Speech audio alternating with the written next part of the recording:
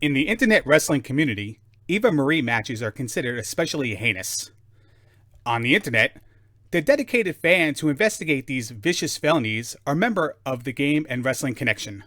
These are their stories. Bump, bump. Why would you take my line? Oh, I didn't know you were going to. I was going to wait for you to say your thing, and I was going to bump. I forget it. We're done. I'm Angry Larry. That's the Duke. Good morning, good evening, good night. See you guys later. Get off my computer. Oh, you can go now if you want. Oh, bump, bump. Is that what I'm supposed to do now? Hey, everyone, and welcome to the GnWC Predicts the Extreme Rules 2016 pay-per-view. I was going to say... They don't put dates or numbers on anything. Nah. Yeah. Have they ever? WrestleMania. Besides WrestleMania, I mean, have they ever done this is No Way Out 2006? No? All right. No. Do you know we were talking about favorite pay... And by the way, this is the Extreme Rules prediction show. I'm Angry Larry. That's the Duke. You don't care. But we were talking about favorite pay-per-views, and one of your favorite pay-per-views was Payback a couple years ago. Is that what you were saying, or are you just saying it was really good? Payback 2013. Yeah.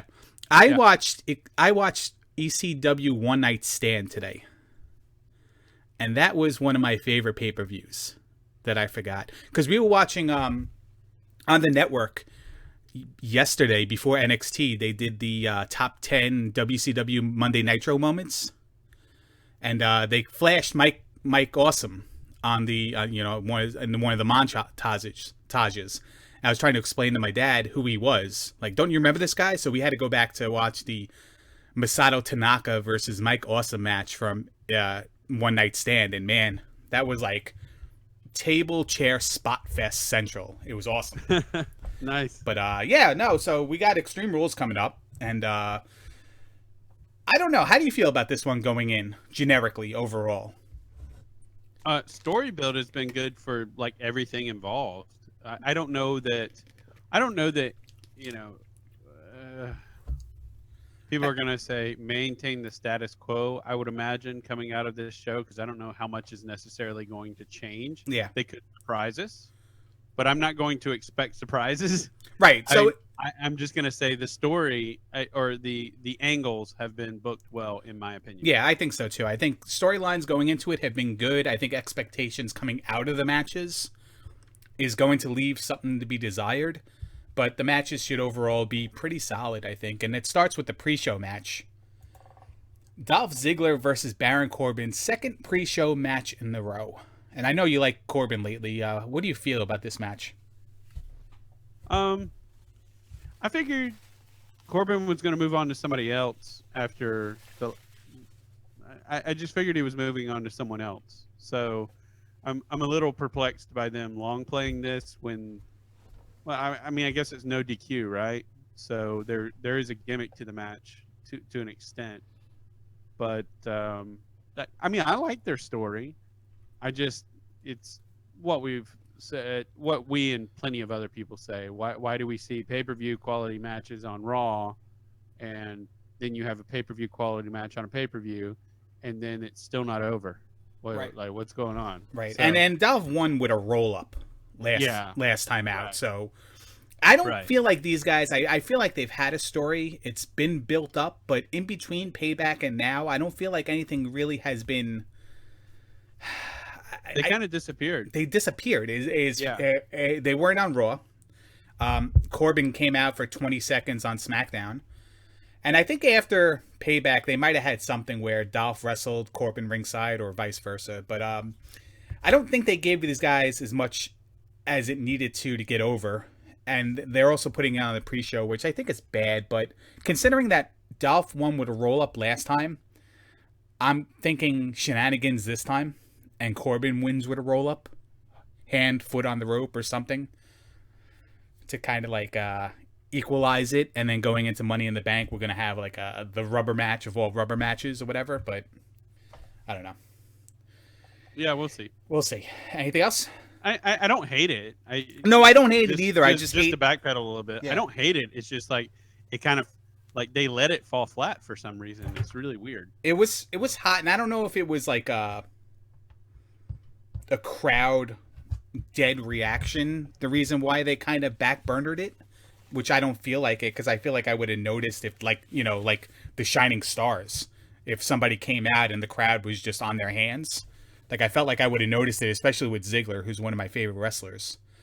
But sure, yeah, or maybe there was like a underlying injury that we don't know of, and they would just kind of. That's entirely possible. Yeah, and especially with the rate people are being injured, it seems like the legitimate people getting injured. You don't hear anything from them, like Naomi and Tamina, and they kind of mentioned Emma, but when it's not an injury, like they're all over it, like Bailey and Finn Balor and everything. Whenever they're doing like the work injuries, yeah, right. and I think they're way overdoing that, but. That's a topic for another day. Another Angry Larry pet peeve. But who do you think's going to win? I already said Corbin would roll up. Yeah, I would say, I don't know about roll up. Maybe he actually finishes them, and this is it. Wow. And yeah, but I picked Corbin too. Corbin, okay. So we'll see. All right. The pre-show title is going to be on the main event. It looks like Kalisto, your pre-show champion, defending against the Bulgarian brute Rusev Duke. This should be a great match. It really, really should be a great match. And this has been booked way better than Kalisto versus Del Rio. Which we saw again on Monday night, by the way. Yeah, I know. Why? But anyway. And why and how is that connection still in existence that Rusev it was that besides that everything has been solid. That was confusing. Like, that didn't make sense. Everything's been solid in the first two matches. I drew holes in it by saying that Ziggler hasn't been getting camera time. Yeah. No, but I agree with you. I think everything's been solid. It's just, can't please it's everyone. just there are weird steps here and there. So the weirdest one with this particular matchup, with the U.S. title being for the go home, all of a sudden you introduce a new element into the story that doesn't, or the angle that doesn't really make sense, with Del Rio. All of a sudden he's in the picture again. What's going on? It's like the Del Rio thing's done in both directions. It's done with Kalisto and it's done with the League of Nations. It doesn't exist anymore. So why is Del Rio here? Like there had to be someone else you could have thrown into that match, and Rusev still could have done his thing. I don't always watch the pre-show, but I watched the pre-show, and the first thing they said was, tonight, Kalisto fights Alberto Del Rio. And I'm like, oh, come on. You're like, boo! Come on. But, all right, so what does Kalisto escape with the title yet again? Ooh, it's hard to pick this one. And is the WWE going to downplay some sort of luck angle, and that enables Kalisto to win instead of winning just be a regular wrestling match because he's smaller? Yeah, because he won straight. He won clean over the Ryback, right? Yeah. Was that the one where he hit his head on the turnbuckle? No, that was the first one, previous. Right? Okay, yeah. All right. Yeah, no, this is the one where with the gorilla press from the turnbuckle. Yeah. But I think Ryback looked so good in that match too, man. He really did. Yeah. Kind of figures the time I kind of like him is the time where he's gone. So well, what's funny is like you just quick bunny trail. You wonder if him being angry was what made him so good in that match. I really think so. But look forward to seeing the Byrack on the TNA shows. But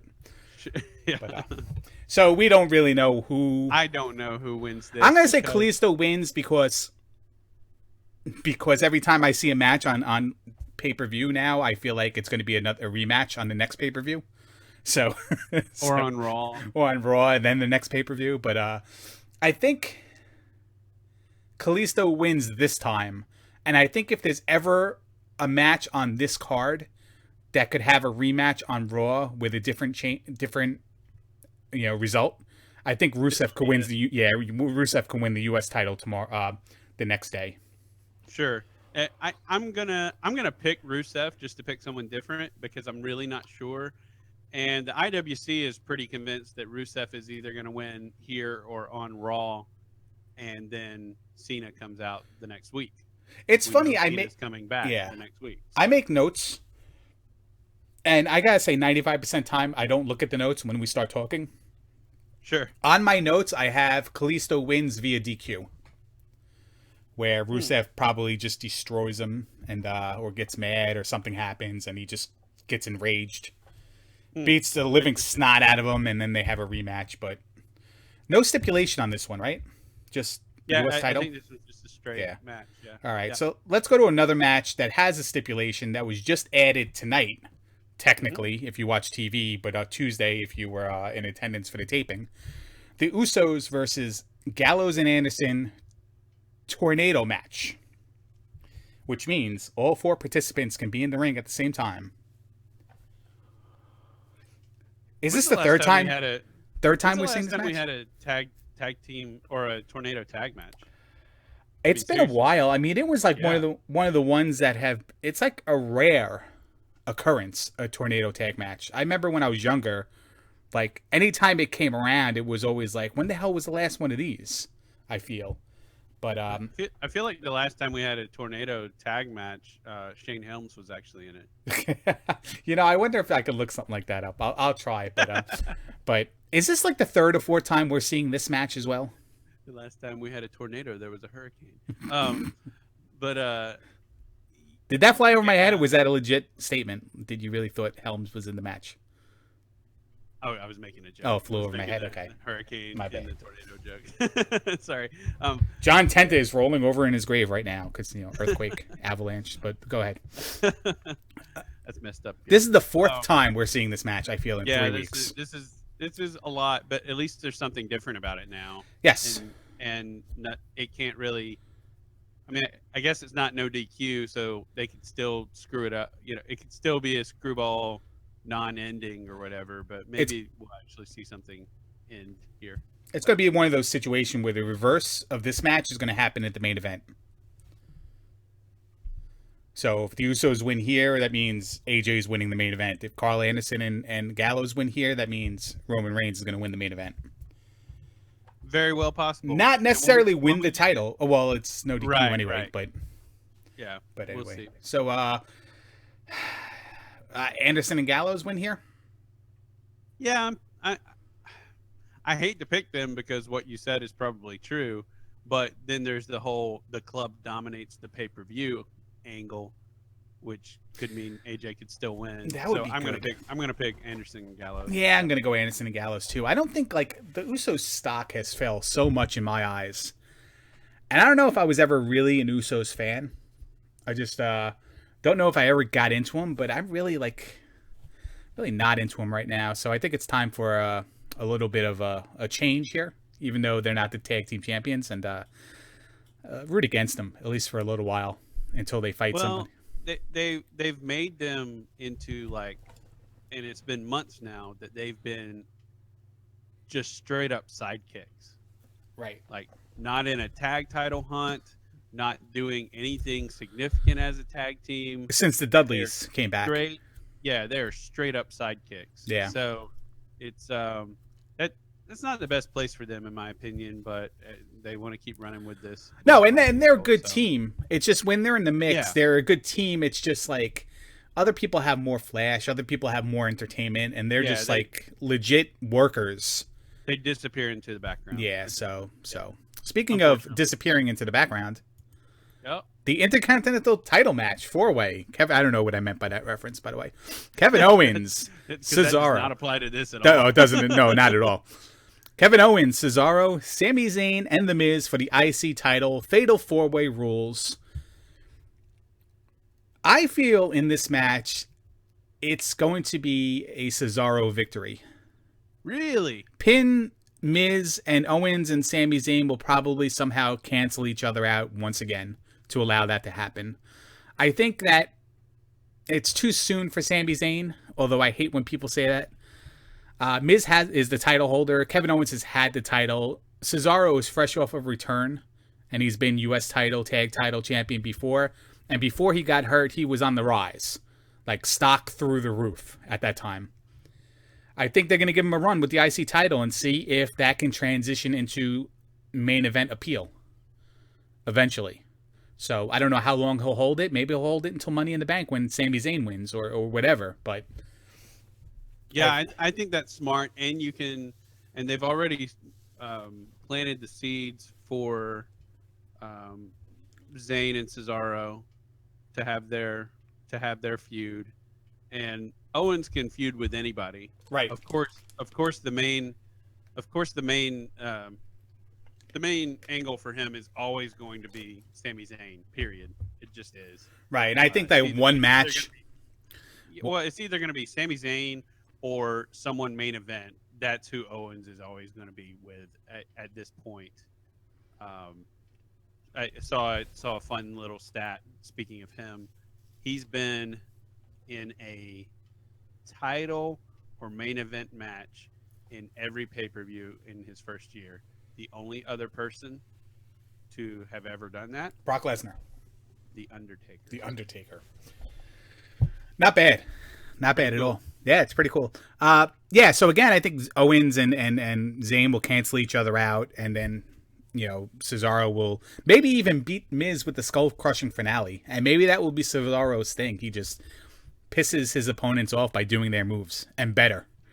And that becomes like a little gimmick. That would be a fun gimmick. I'm sure it won't happen, but I think Taz would get really upset if that happened. But yeah, well, that's funny.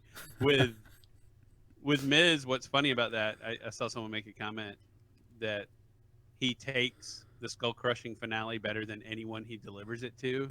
I'm just like, well, I wonder if that's true in wrestling. It's like the you know how to sell your move, even if you never put into it. So if somebody puts you into it, like how to lay out. Well, it's like, this is what I want you to do. Yeah.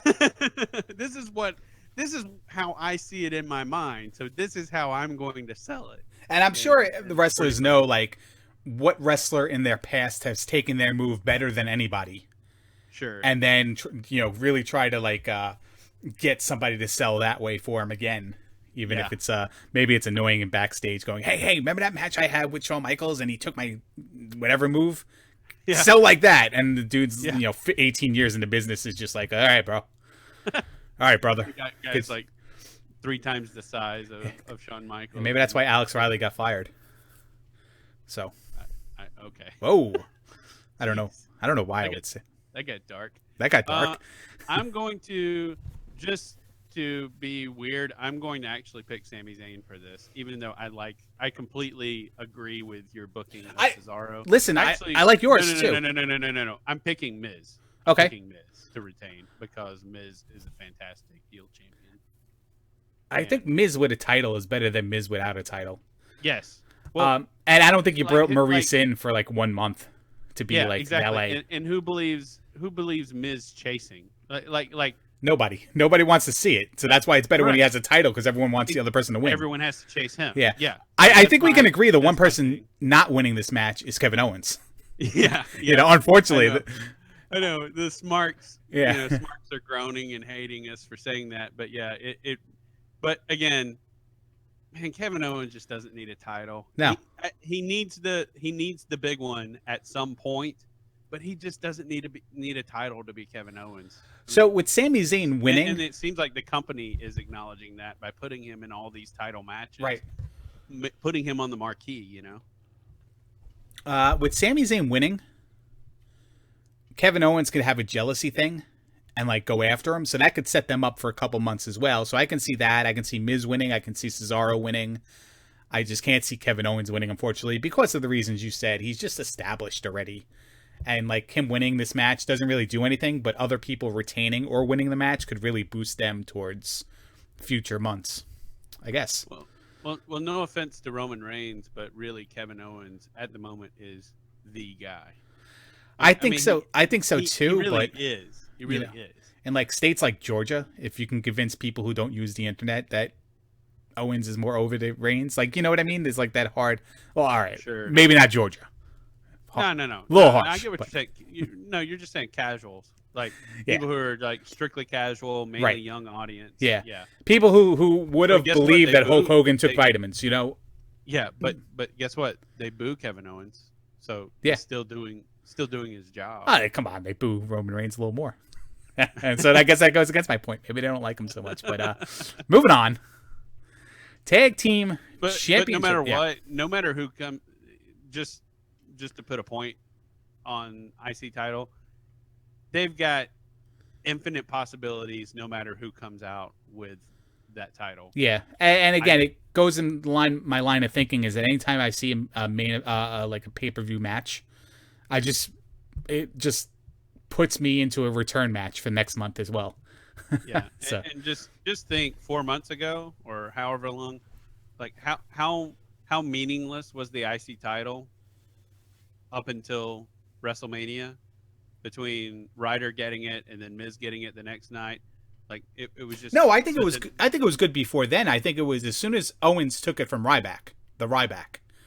Yeah. I think it's been good since then. That's what I said about 4 months ago. Yeah, about 4 months ago, and before that, just like between the injuries to Barrett and then Ryback having it, and the injuries to Daniel Bryan, just it was essentially stagnant from WrestleMania, from last year's WrestleMania, for about 8 months. And then all of a sudden, Owens gets it back, and it picks up steam again. Right, between Owens and Ambrose and Owens, and then yeah, exactly. Yeah, so and now you've got all these guys, and they're so perfect for each other, all of them, all four of them. Speaking of four guys perfect for each other, yeah, and revitalizing a title, the New Day defend against the Vaudevillains, and I don't know, 3 people, let's say, but they took the tag team titles from its stagnant former self when Cesaro and Kid had it and Usos had it, whatever.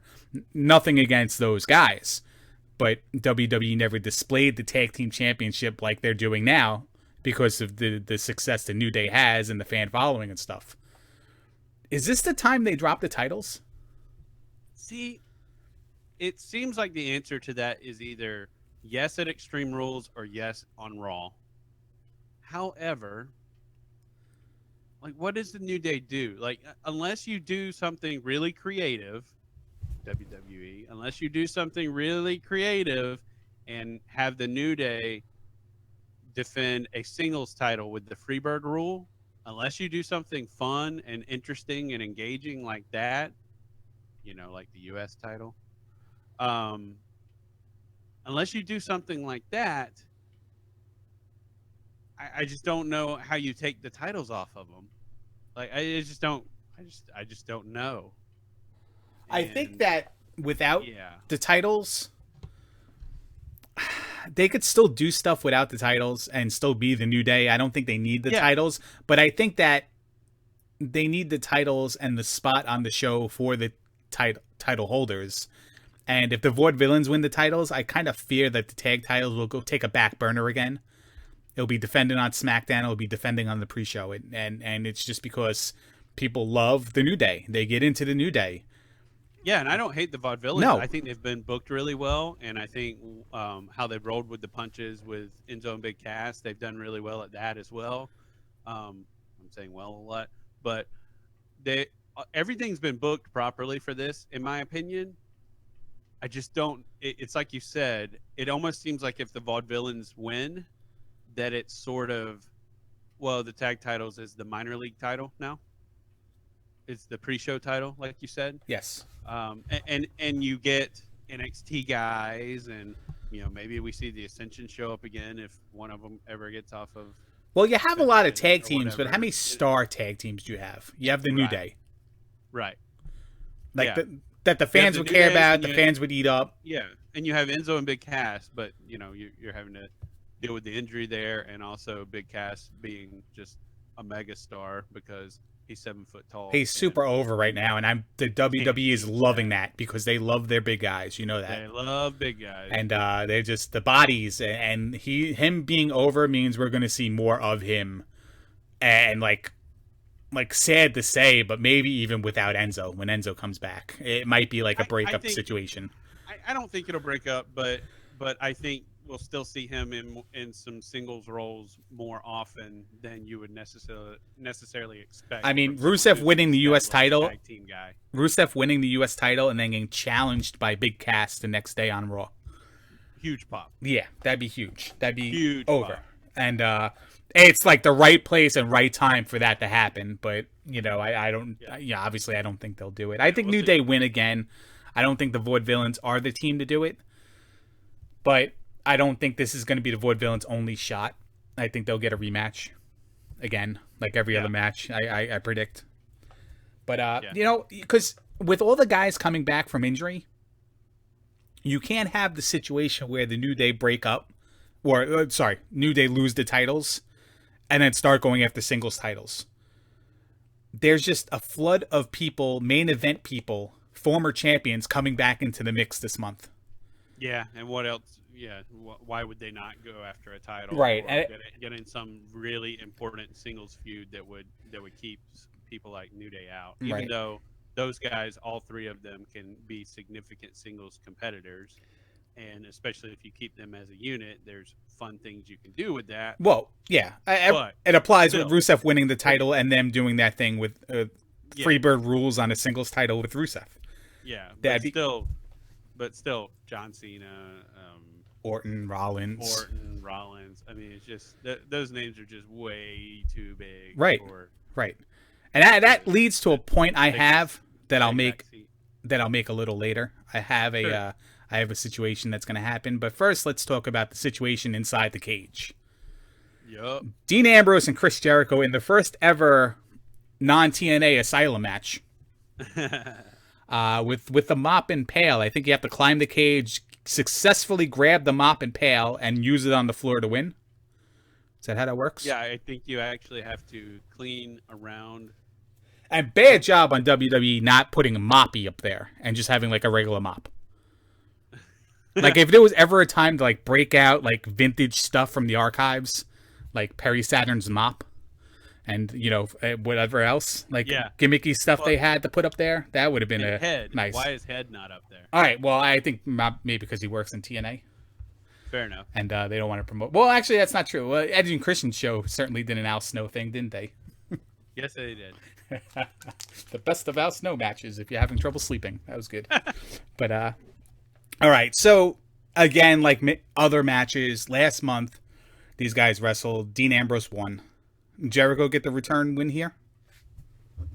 I don't know. Like most guys lose their gimmick match, right? Which is dumb, by the way. But most people lose their gimmick match except Undertaker. Undertaker's lost a fair share of coffin and buried alive matches though too. Well, Hell in a Cell. I don't think he was undefeated in Hell in a Cell. He doesn't. Well, he's probably not, but he doesn't lose a lot of them. Let's put it that way. I would like to see Dean win this.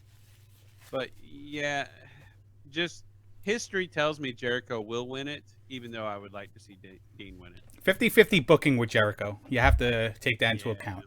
With AJ Styles, with, maybe not with CM Punk, but with anybody he's ever really worked. Yeah.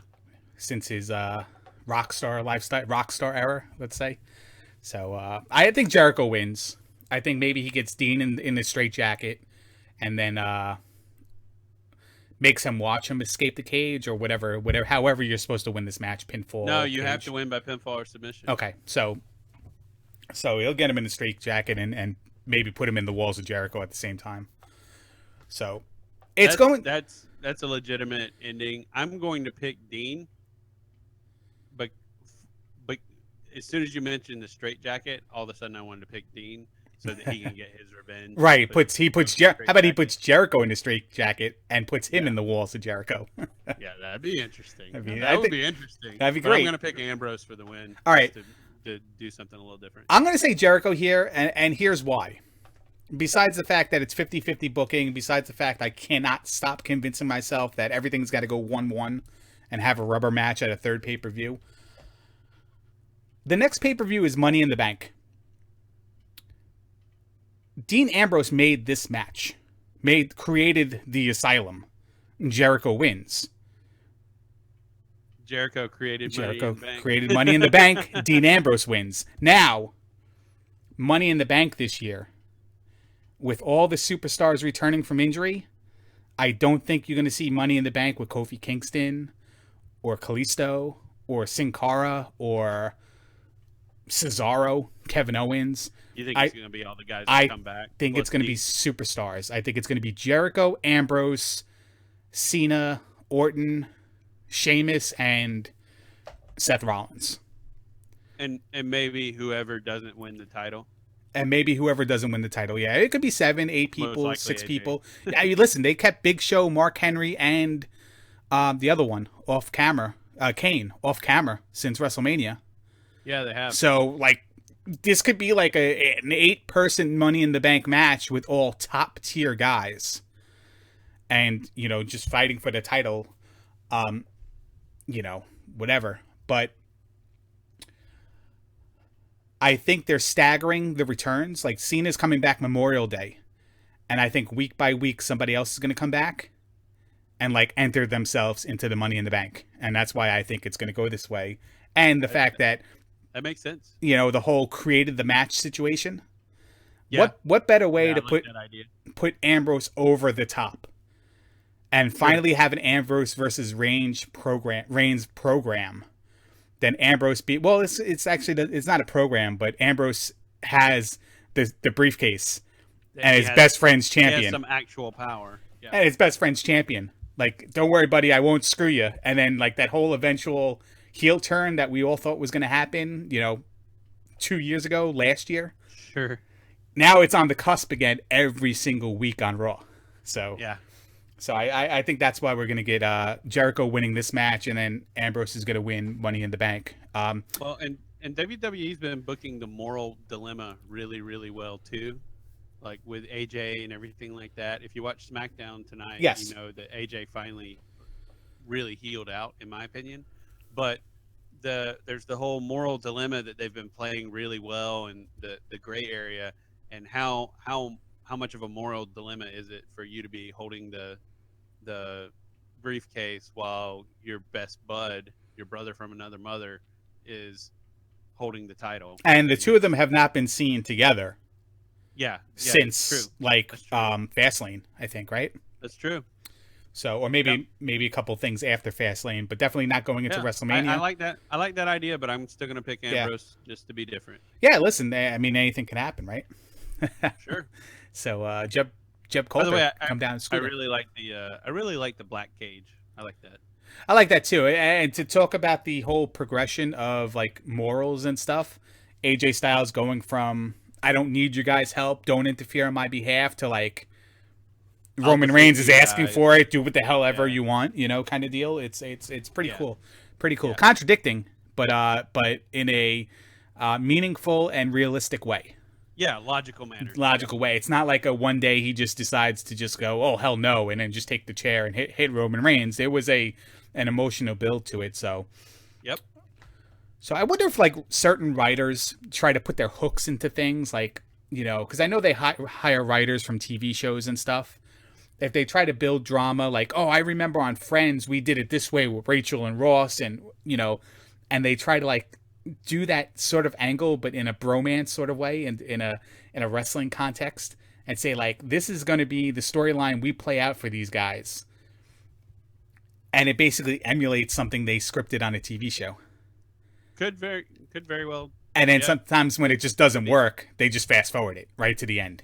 Yep. So, like, that's very much what happens a lot of times. Is people are like, this isn't working. Let's go right to the end and move on. Yep. All right. Very obvious when that happens. Speaking of going to the end, this is the third pay-per-view in 4 pay-per-views or live specials that Charlotte's defending the title against Natalya in I was going to say a no disqualification match, but it's a submission match. Yes. I don't know, man. You say something and I'll contradict you, and that's how I'll make my point. Okay. Well, it'll be easy to contradict me because I was just gonna be contrary and pick Natty, even though she'll be an awful champion. You know what? I can't even do it. I'm picking Charlotte. Because Natty's great in the ring for the most part, except for, hey, you guys. But she's great in the ring. But, man, you put her on a mic, and she's bad. I wonder if I don't like her on a mic because I attempted to watch Total Divas for the first 2 seasons.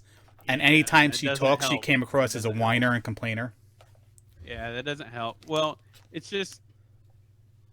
Yeah, she just doesn't... I don't know if it's just she hasn't had the time on the mic, hasn't had enough time on the mic, which that's probably what it is. But I just don't. She doesn't come across as believable. I feel like she's too comfortable with the mic, and that is confidence, where she definitely needs help with her mic skills. But she's so confident and comfortable with it, like she is what she is, and there's like no getting better, and there's no telling her to get better. She's just like, she feels like she's that. But her wrestling is phenomenal. Yeah, I get what you're saying, and I could agree with that. So I'm gonna pick Charlotte for this because I can't imagine they have someone that, I mean, honestly, I feel like she could embarrass them on the mic because she kind of has a couple of times already. So I don't think Charlotte's too good on the mic either. She gets distracted. I don't think Charlotte's bad. She gets distracted so easy. She's got to learn to just, let the crowd chant whatever they want to chant and just move on. But man, she nailed it on Monday. Oh yeah. She did great. She did great. Ric Flair is going to have no part in this, right? That's the gimmick. That's what's supposed to be part of the match. So hopefully. And if he does, Charlotte loses the title. Right. So that would be why I was originally thinking I would pick Natalya, was that Rick just can't keep himself away. All right. But I'm going to pick Charlotte. I'm going to pick Charlotte too, but just to paint a picture, just so we cover the other side. What's there for Natalya if she wins this title? I don't know. I think a rematch with Charlotte and Charlotte winning it back. I think that maybe it's hey Natty, you've been good for us. You've been patient. You've done everything we've asked you to do. Now that we have a women's title, we want you to hold it. But we're going to take it away from you. But we're going to put your name on the list of champions because of all you've done for us. And there's something to be said for the devil in the details here too. They said that Charlotte forfeits her title if Rick gets involved. They did not say that Natalya wins the title. They said Charlotte forfeits the title. Money in the Bank for the title? That could be freaking interesting. And by the way, I didn't make my point before when I said that all these big superstars are going to be in a Money in the Bank match for the for the World Heavyweight title. I forgot to insert my point that your Owens, your Cesaros, and everybody else is going to be in a Money in the Bank for the IC title. I think that maybe you're going to have 2 Money in the Banks this year. Yeah. Whether it's, I don't know if they're necessarily, I would love for them to do a women's one, but I don't know if they're going to put the women in the situation to have a ladder match. Yeah, well, that would be groundbreaking, though. It would be groundbreaking, so let's leave that for NXT. Yeah, exactly. And let's NXT do it right. It'd be a first. It'd be groundbreaking. It would be. Don't let that happen on the main roster. No, only because I just don't have the confidence in the main roster or the crowd of the main roster to make it as epic as it should be. As it should be. Yeah, right. But and I don't know if the WWE health concern wise are going to put the women in a situation to take bumps off of a ladder, or have. But they could do. You could do what you could do though is a tournament, and this puts a lot of spotlight on the women. You could do a tournament between Extreme Rules and Money in the Bank that leads to the. Oh sure. You could have the finals only. Yeah. Or you could have semifinals and finals. So you could put semifinals on the pre-show, and then you could have the finals on the 3 women's matches. Man, that's groundbreaking. Well, it is. They don't do that on 7 hours of WrestleMania. I know, exactly. So, you all right. can only get 2. So I can see that. So I suspect Charlotte wins, but if she loses, I don't think Natalya wins. I think Rick comes out. Just vacated. Charlotte has to, she loses the title because they've been sowing the seeds of the Charlotte Rick breakup since WrestleMania. And even more so since his trouble with the airport and whatever shenanigans happened there. He's been taken off the house shows. He's been in limited capacity on other programs. But I mean, they were already building the angle because she made a she did the promo on Raw the next day, but but it was almost like tongue in cheek, the whole "my dad" thing. And but at WrestleMania, she kind of looked back like, "I didn't need you."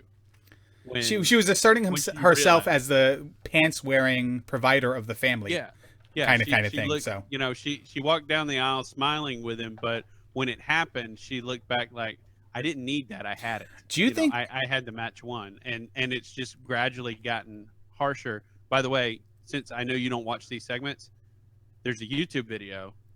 There was a Michael Cole interview with them that they sowed those seeds hard, because Rick basically said he didn't think she could win without him there. Do you think that well, now they're definitely going to upplay it now. Do you think that in a way that she gets embarrassed when she's with him, like legit, like not knowing what's going to come out of his mouth? I don't know. I hate to speculate on that because there's a little bit of that. I feel like there's a little bit of that in almost every parent-child relationship. Okay. Because there's the whole generational gap things and stuff like that. So I feel like that exists no matter what, but I don't know if it's more so with him because of, weird off-screen things that happen or what. I think you convinced me that the title is going to be vacated after this match. It can make for a great story. And also it sets the seeds for Ric Flair to just disappear from TV. Like, yeah, it really does. Because I think they're just... personally, for her to just say, I'm done. You think I need you, and now you've cost me the title. I think business-wise, they're going to sever the ties with him, like, legitimately, because of all the antics that he gets into away from, the camera spotlight. And I think it's a nice place to end it, and with respect to him, instead of just like one day you're fired, and then all of a sudden he's not on TV anymore. So I think that sets that up. And I think it also vacates the title, and it also gives us a new champion. So we'll speculate about that in a second, though. But let's go to the world title match now. Roman Reigns versus AJ Styles in an Extreme Rules match, which means that anything's legal, like Street Fight or Chicago Street Fight or a Philly Street Fight. It's all legal. Yep. Anyone can show up. And anyone and are they now? Here's what I caught a little bit of this on Monday night. I didn't understand it, and I don't know if it was a reference to something made social media wise or whatever. Is WWE encouraging for the Bloodline and the Club to be there, or are they just saying it could happen? Yeah, see, I don't know.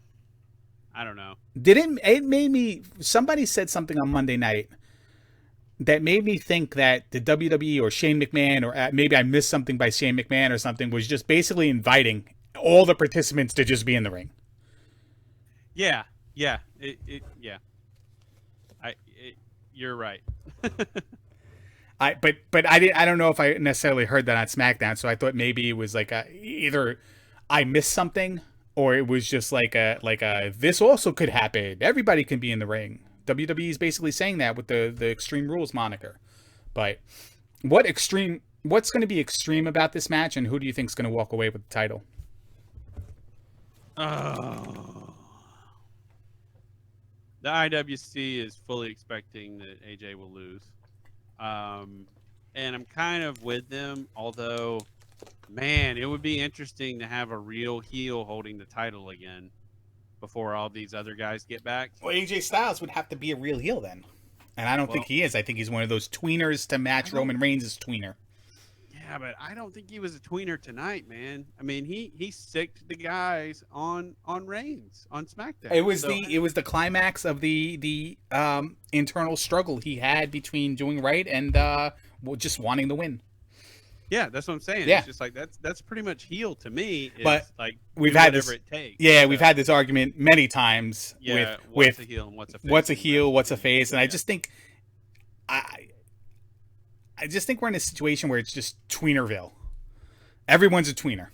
You're probably right. Except for other people. It's not like I'm not arguing against you. It's not right or wrong. I would love for AJ to go full heel. Sure. And if he's full heel and he has the title, that'd be good. AJ Styles wins the title, though. What's next? What's up for him after this, though, is the way I'm kind of looking at it when deciding who's going to win. Well, all the big guys come back, and they're like, "You're some new guy. Congratulations on the title, but it's going to be short lived." And then he starts knocking down all these former champions and becomes dominant. That would be. And then how long does he hold it? I mean, I'm into that. If he goes against Orton, and then he goes against Seth, and then he goes against Cena. At Cena versus AJ Styles at SummerSlam for the title. Yeah, that's big. That's a little bit big. Maybe for people who don't know who AJ Styles really is, I'm sure they, that's where I feel like he's catching on just fine. Though. I think he's just fine. I don't think he's an NXT champion coming to the main roster. I think people know who AJ is, or if they don't definitely now, and they can see his athleticism and know this is a guy that might. I'm gonna go against what everyone expects, and I'm going to actually pick AJ so that we can see that angle play out, even though that's just fantasy booking. What angle? AJ versus Cena? Well, or just going through all the champions. Just going through, him being this heel that finds a way to win no matter what, and that means he uses some heel tactics from time to time. But I mean that kind of goes. Discounting what happened on SmackDown, that kind of goes against the character they've been building for him, though, because they've kind of been building this guy that, is just athletic and can do these amazing things. Basically, he's a superhero, right? He's sort of your Spider-Man type superhero, where he's this scrappy guy that just always finds a way to get the job done, but doesn't necessarily do it. Like he toes the line of what's of jumping ship on his morals, but never really does. But like I said, that's taking out what happened on SmackDown. So I don't know. It kind of it asks the question: Does what happened on SmackDown? Is it canon or fodder? Yeah. Exactly. No, I think the whole story of him being hesitant to do, not hesitant, but flat out against doing dirty tactics to full on doing dirty stuff. I think it's just like the apex of the storyline, so that at an Extreme Rules match, AJ's up to do anything to win, and not just beyond that to be he went full heel. It's go home psychology, right? Not necessarily character psychology, right? I'm gonna go Roman Reigns wins because I like my idea of Dean Ambrose losing in the match he created, but beating Jericho in the match he created, getting the Money in the Bank, and then. Maybe you have Dean Ambrose versus Roman Reigns at SummerSlam, but Ambrose teases the briefcase until then. Although, well, I suspect you would have Dean just waiting in the wings. It would just be Dean. This is what I think the storyline would be on that angle. Sorry, X-Pac. This is what I think it would be. I think it would be Dean just continually being a bro and not cashing in on his bro until he cashes in. Well, and the idea being that he starts getting impatient, waiting on I would like that. He wants someone else to beat Roman, and then he comes and cashes in on that person. So he's not necessarily cheering for that other person, but he's watching and waiting so that he can cash in, and somehow Roman just keeps winning. And eventually it frustrates Dean to the point of, well, I'm going to have to cash in on my bro because I've got to seize this opportunity. Do you want the biggest Angry Larry stretch of a storyline idea that ever existed that doesn't involve the words Vince or Russo? Yeah, I mean, we're already booking Money in the Bank. So, yeah, go ahead. Royal Rumble 2017. Roman Reigns is on a 3-month feud with the Wyatt family. By the way, Bray Wyatt's another returning superstar. Oh, yeah. We're on a 3-month feud with the Wyatt family again, but Roman Reigns still has the title. Roman is left in the Royal Rumble with the Wyatt family. Maybe they got eliminated, they jumped back in, other guys are taking a powder on the outside to let the action, for the cameras happen.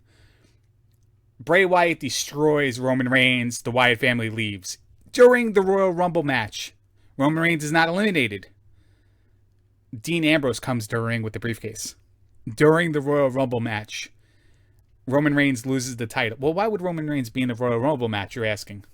And I don't have an answer for that. But it sounded cool until I just stopped myself right there. It's just the authority screwing him again, The whole got to be in the match. I'm like, wouldn't it be great if Roman Reigns was laid out on the line, but you have to be in the match.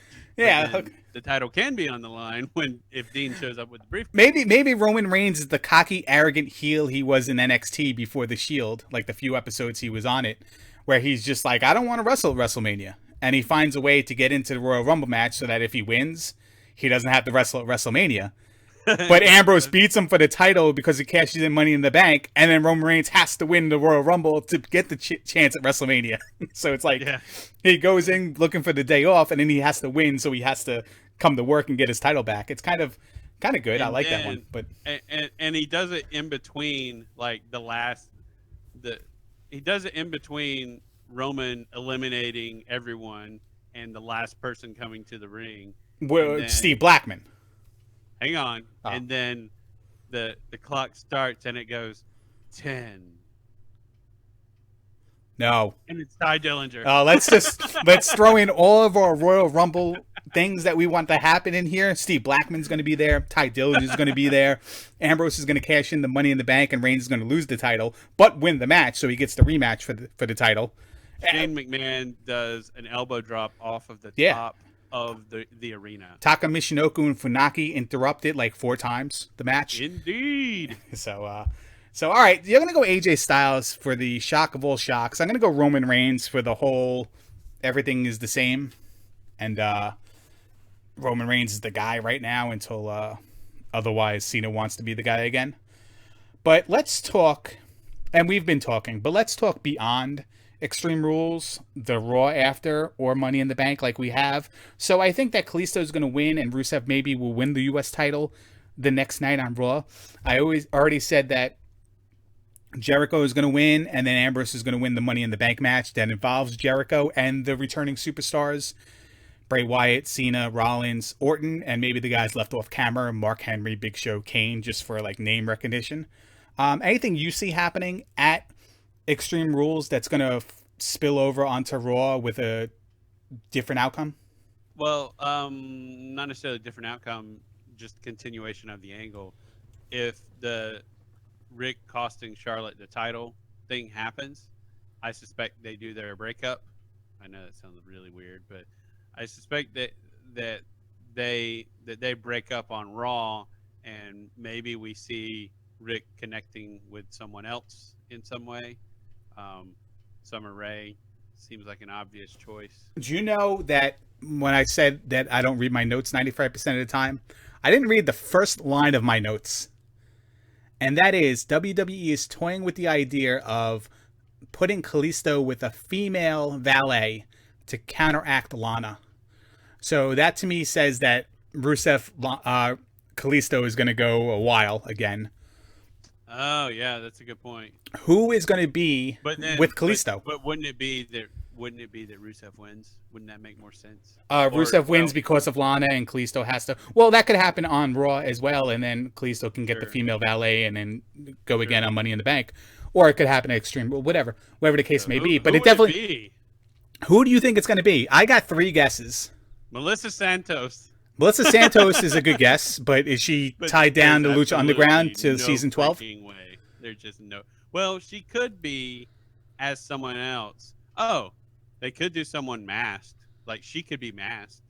But Sexy Star was Sexy Star at the Hall of Fame induction ceremony? No, that was his wife.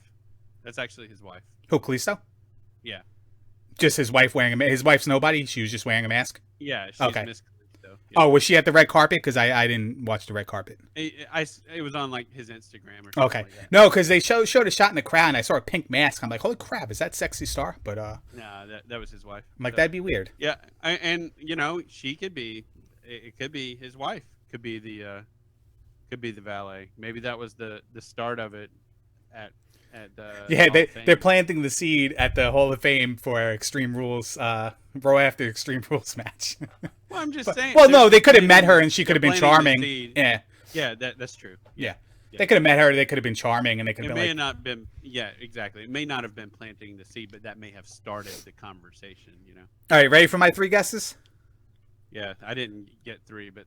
Go ahead. Go ahead. No, you got 2 already. I don't. Okay. Yeah, I'm good. Well, Summer Rae is probably a combined guess that both of us would have. Rosa Mendez.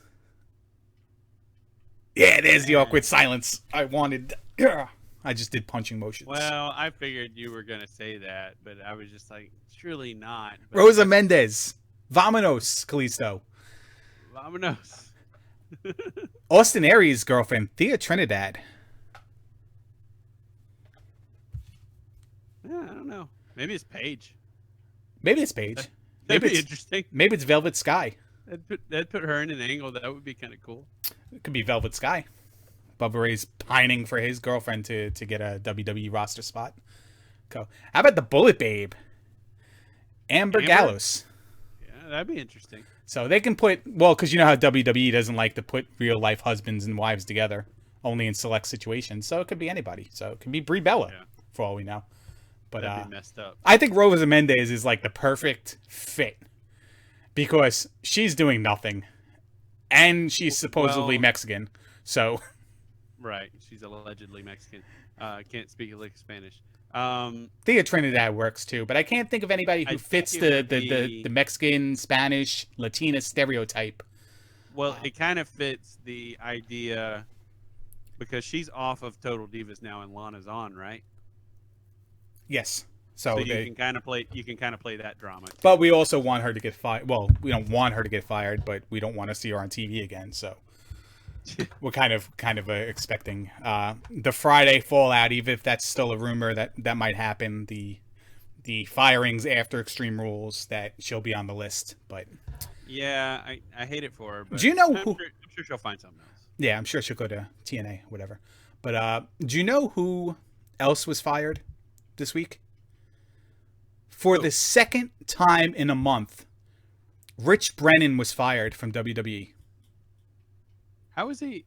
What? Because he was assuming the name Alex Reyes on the payroll, and WWE officials finally caught wind of this and released Alex Reyes, a.k.a. Rich Brennan. So he's the only guy I know to get fired twice in a month. Alex Reyes was actually a different person. You're being a little racist right now. They are racist against guys with glasses. You get racist against guys that look like Milhouse. Racist against guys that look like Milhouse. They looked identical. I couldn't tell them apart. They had different voices. They did not. They were the same person. They were just. No. It was Doc Hendricks, Michael Hayes all over again. It was two guys that were the same person. That's what that was. Do we have anything else of relevance to stop me filibustering? No. I think we should just shut this thing down. Money in the Bank. One thing is Money in the Bank going forward. We've kind of done that. Main event wise, you didn't say who was going to be in it. Oh, I don't know. So much can change between now and then. I have no idea. Does main events really change though in between pay-per-views, except for injury, like serious injury? Or do you know basically on the Raw after a pay-per-view, and sometimes even on the conclusion of a pay-per-view, like last month, what the next month's pay-per-views are going to be? That's a legitimate question. It's not like an argument. Yeah, no. I was just thinking about the question. Yeah, I think sometimes it does take the Raw. It depends on how many matches there have been. For an official announcement, but for an official announcement, but going into the Raw after the pay-per-view, is there ever a question of what the main event could be? Or is it or automatically like already in place? Like as soon as like. I mean, sometimes the feud is over, or it ends on, or it will end on the following Raw, and then some new person will get introduced. Then the Raw after the champion will be like, I finally got rid of that guy, and then somebody's theme music hits, and it's like storyline all over again. Yeah, especially with so many guys that are ready to come back. There's plenty of opportunity for it to change on a dime. In my opinion. Do you think that staggering is going to have how they're going to do it? John Cena is going to kick it off on Memorial Day, and then like every Raw after, somebody else is going to come back? I don't know. A theory floating around is that Cena comes back and then Rollins comes back, even though they've put a date on him too. And Rollins comes back. Oh, did they put a date on Rollins? Yeah. Oh, I didn't know that. Which is the dumbest thing ever. Like, why not let that be a surprise? We all know he's coming at some point. Where did they put the date on? Because it's a surprise to me. Is it like was it like they haven't done like a commercial for it yet because it's after Cena, so I would assume they would do it after that. Oh, so they're gonna do a whole month of Randy Orton returns on SmackDown and like couple weeks. All right, that sucks. I would have liked everything like no pun intended out of nowhere. Yeah. When these guys come back, because nothing to me, and watching this thing on the top 10 moments of Nitro in Nitro history, nothing to me was more fun than back in the day when guys jumped ship and appeared out of nowhere when guys like Dean Ambrose today was disguised as one of the guys doing the cage, helping with the cage, and then all of a sudden he's in the ring attacking Jericho. Nothing to me was more fun than the possibility of stuff like that happening, guys jumping ship and guys coming out of nowhere returning, and guys dressed up as luchadors or whatever, and they pull off a mask and it's DDP or it's Dean Malenko or whatever. Like, that's fun to me. That puts a reason into me investing 6 hours of wrestling programming a week. Shout outs to La Parca, by the way. That the chairman of the board. That puts, like, that validates me watching TV that much wrestling. It makes me feel like I'm not wasting my time. Sure. Like, the other things make me feel like I'm not wasting my time. Don't get me wrong. Good matches, good storylines, just being entertained overall. But when stuff like that happens, that's like on another level. And I don't think we get that a lot. We got it a little bit with AJ Styles coming on Raw. I mean, on Royal Rumble. You got it. Excuse me. A little bit with like James Storm and Eric Young and Austin Aries debuting on NXT. But that's taped, and you kind of can't avoid those spoilers. I would love if they kept these guys off TV, and then they're just like, they just interject themselves in a match. No music, no like pause, theme music, and then here they are. What are they doing here? Just like from the crowd, from under the ring or whatever. But well, the what I was saying, an idea floating around is that Rollins will actually return early and interrupt Cena's homecoming. Oh, so then Cena and Rollins are going to do a feud together, and then they can roll and stay out of the title picture for a little bit. So. And I think Cena does a good job of that when he comes back from things. I think he does, and the WWE puts him in a situation where he doesn't automatically go right to the main event. Right. And then something happens, and they're just like, they need Cena. And then they just put him in the main event, and then it happens. I'm getting choked up talking about it because it's an emotional struggle he went through with the injury and coming back early and everything. So why don't you wrap it up here? I'm gonna save you here. So that's it for our Extreme Rules 2016 prediction show, and lots of speculation on what will happen if certain things happen at that show. As you heard, not necessarily all of our speculation goes with our picks, but it's just cool things that could happen that sort of write themselves. So hopefully we'll see some of that play out. It would be pretty fun, and then we would be right, so that would be even more fun. But with that, good morning, good afternoon, good evening, whatever it is for you. I'm the Duke, and he is Larry. I'm not sure if he survived. No, get off my computer. I need Robitussin. The Scisrup, I think they call it. I gotta go. Bye.